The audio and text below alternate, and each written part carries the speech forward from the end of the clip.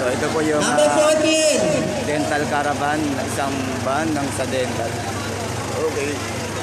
Yan, so dito siya nakapwesto. And then yung mga pasyente or patients dito po. Ito yung preparations na ginagawa nila sa dental health bus. Yan, okay. Yan, so nakikita nyo yun.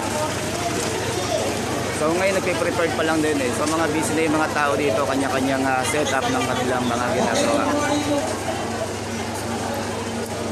Sa mga gusto magtanong sa Civil Registry Department, andito sila sa left side.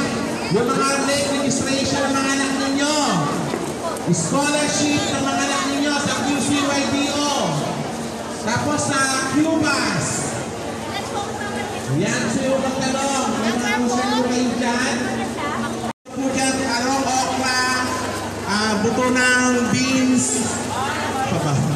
Basta marami po buto doon. Talong sili.